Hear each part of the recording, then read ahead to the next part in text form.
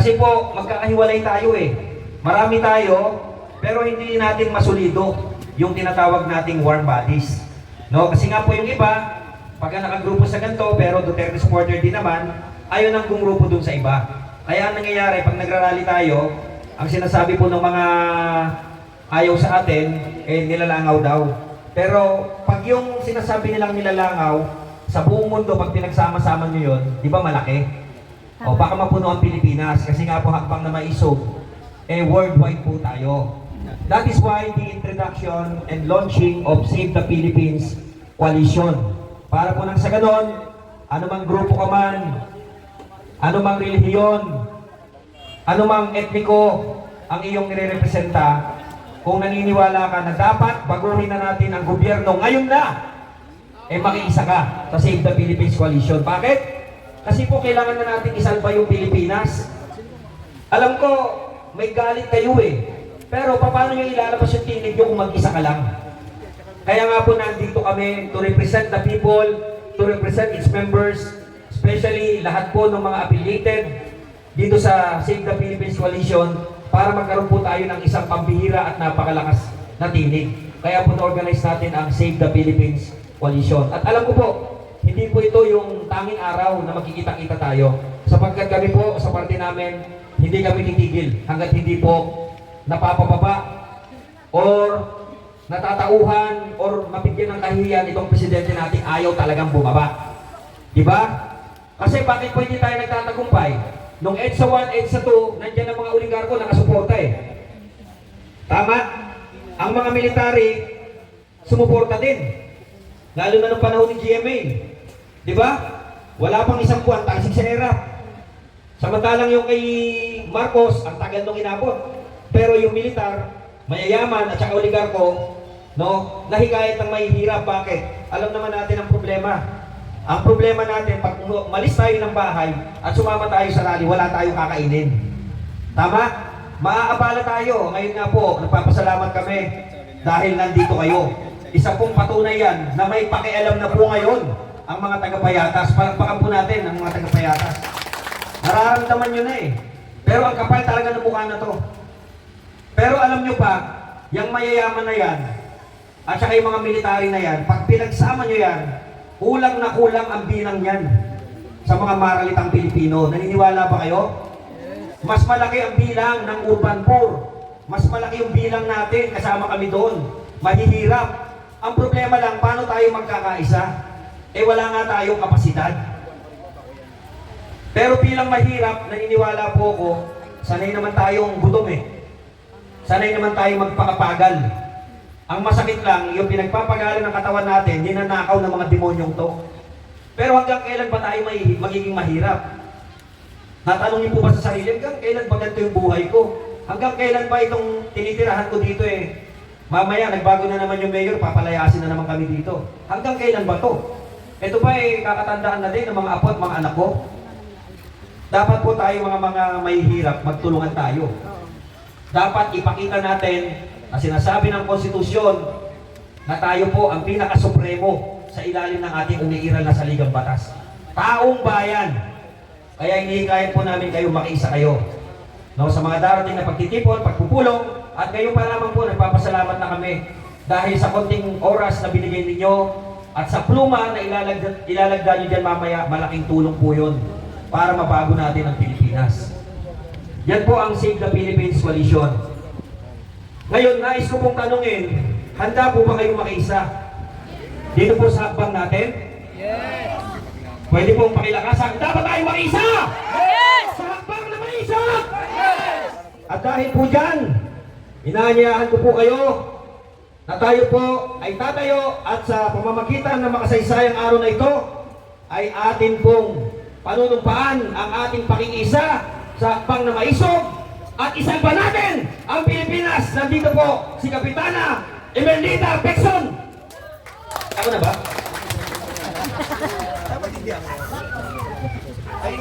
Kasi, hindi, medyo maliligin. Okay. Pero ang logo na lang is ano, after their of taking, magpapaprint ako. Okay. And then bibigyan. Handa na ba kayo maging miyembro ng Maisog? Okay, so ito po ay upang suportahan po ang ating dating Pangulong PRRD. At tayo po ngayon ay nangangalap ng pirma at ito po ay pinamagatan nating tay kami naman. Eh di ba? Ito po yung pagsuporta natin sa dating Pangulo na sa kabila ng pagbubuwis niya ng kanyang buhay, pag-aalay niya ng kanyang sarili, oras, panahon sa panunungkulan para sana maayos ang Pilipinas, eh pinagtaksilan po ng kasalukuyang gobyerno. Kaya tayo kami naman, eh ipakita naman natin na ang Pilipino, ang isa sa psychological strength ng mga Pilipino, yung tinatawag pong bayanihan, tulungan.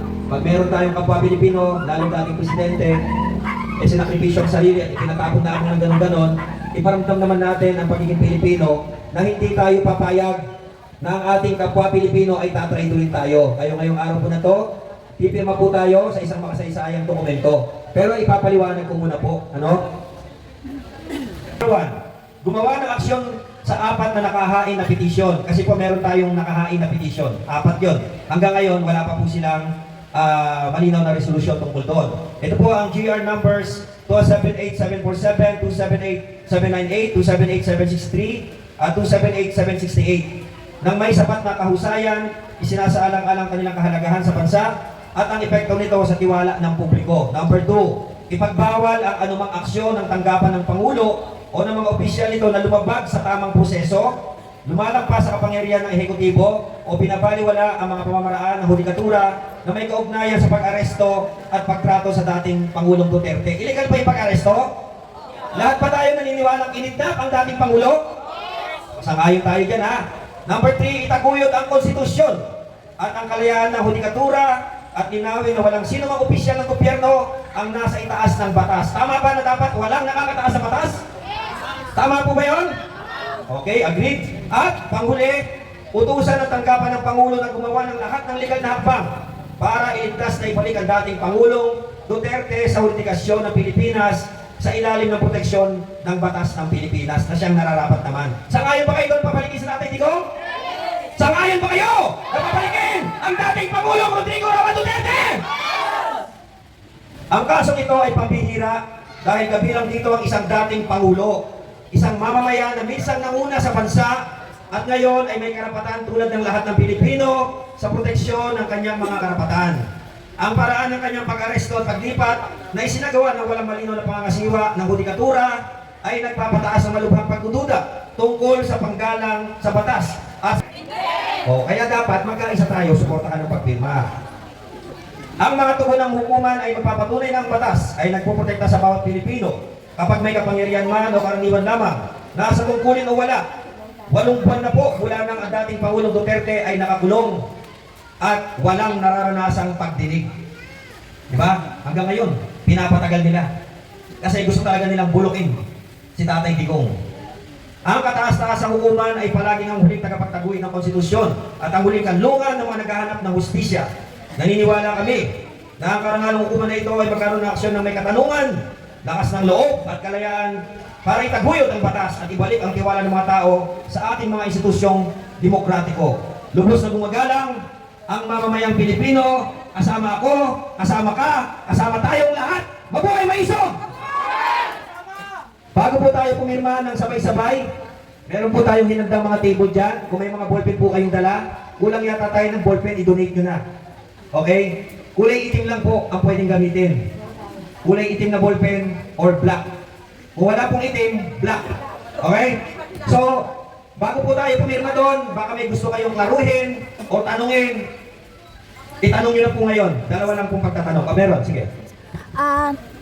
Pag may ka ate, hindi kita kilala eh. Pakilala ka. Hi sir, Ate Melby po. Tinatanong po kasi ng ilan sa mga viewers natin about sa Data Privacy Act na huwag daw ibigay ang phone number at saka ID number.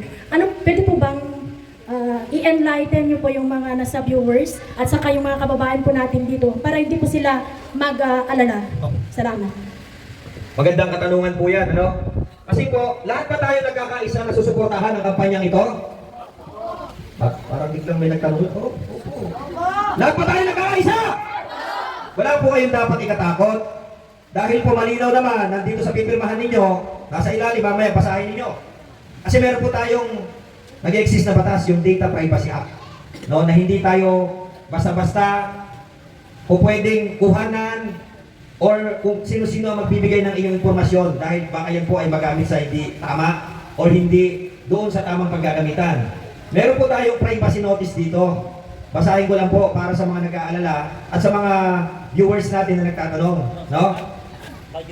Privacy notice in compliance with applicable data protection standards. Please be advised that your personal information, yung pangalan nyo, including your full name, signature, address, and identification numbers will be used solely. Ibig sabihin, dito lang gagamitin. Kasi itong petition na to, isasabit natin sa Supreme Court. So dito lang. Maliban dito, wala na tayong ibang pwedeng paggamitan. Okay? As part of the attachment to the submission to the Supreme Court. So katulad na sinabi ko, petition po ito. So lahat po ng information na ibibigay ninyo dito, ang tanging paggagamitan lang, ito po. Ngayon, sa hakbang na maisog, nakalimutan kong banggitin kanina, isasend namin kay Kapitana, maganda gumawa po kayo ng GC, meron po tayong online application doon. User-friendly po yun. Pipili lang kayo kung saan lugar kayo sa Pilipinas, i-click nyo po yun, may mga sasagutan kayo doon, at pag nasagutan nyo po yun, i-approve po yun, papadalan po kayo ng ID ninyo. Oh, may problema kasi tayo doon minsan sa ID dahil maraming organization gumagamit, ini-scam yung paniningil ng ID. Wala po tayong singilan dito. Lahat ng miyembro, pwede pong magkaroon ng ID ng libre. Ngayon, papadalan po kayo ng link. No, nandun yung picture ninyo, kaya po hingan din kayo ng picture doon. Ididikit na po yung picture ninyo doon sa ID, sasend sa inyo, bahala na kayo magpa-print. No, kahit na po gusto nyo plastic ID yan or laminated, bahala na kayo. Pero may barcode po yun at may control number. Magagamit po natin yan sa mga darating pa panahon. Okay? So wala po kaming sinisingil, wala kayong babayaran ni 5. Okay, tuloy ko po. So sabi ha, dito lang gagamitin, attachment lang. These details are required for the proper processing and authentication of the filing. Kasi ho, syempre, nagpasa tayo sa Supreme Court, isang tambak na dokumento. O, sabi ni Supreme Court, sino yung mga tao na yan? Eh, madali lang kumuha ng tao eh. Ginagawa nga ng eleksyon yan eh. Bumuboto yung mga patay, di ba? Tama, mali? Kaya kailangan ng ebidensya na ID. For verification. Wala naman pong hininging number dito. Ang hiningi po dito, yung klase lang ng ID at ID number at saka po address and signature ninyo. Kasi po, syempre itong Supreme Court, sa dami ng Duterte supporter, baka sabihin nila gawa-gawa lang natin to. Tama? Tama. Kaya kailangan po, nag-i-exist yung tao. Puntahan man nila minuto, makikita nila basta buhay kayo. Tama? O kasi mga pipirma dito, buhay pa rin kayo. Okay. Okay, next. Your personal data will not be used for any purpose beyond this submission. So walang ibang paggagamitan. A copy of the attachment containing information shall be retained exclusively by the Council of Records. Kasi po, may mga legal counsel na hahawak po ng dokumento na to. Hindi po kanino tao pupunta to. Abogado po yung mga yon. Okay? Aha? Gusto ko po malakas sabay-sabay para walang magrereklamo. Sasagot kayo. Kusang loob po ba kayong susuporta at pipirma? Kusang loob ba kayong susuporta sa dating Pangulong Rodrigo Roa Duterte? At dahil po dyan, meron po tayong mga hinandang mga lamesa. Pagamat wala pang pagkain, dokumento muna. Pirma muna po tayo, pila lang po tayo na maayos. No, pakilagay po ang inyong pangalan, address, ID number, at sa dulo po, signature. After po nito, po pwede kayo humingi kay Kapitana ng kopya nito. Kasi Kapitana. Okay po? Sige po, hanap na po kayo ng pwede ninyo puntahan para pumirma. Maraming salamat. So ito guys, simula na ng Saka in addition, Tay, kami naman. Yun lang naintindihan ko, kay English to. Lang yan. Di ba paliwanag yan? May papaliwanag ni Bro Placido. Buong mundo po ito, buong mundo ha. Song Kong, meron natin eh.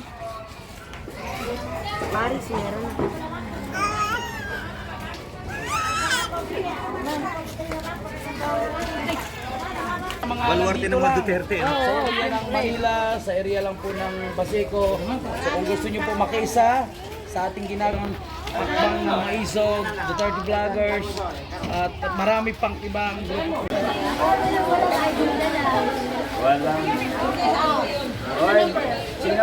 So ito guys, nagsimula na. Alam mo, Victoria, hindi po kami manginginig na magbigay ng aming personal identification. Kung yun po ay makakatulong lang kayo sa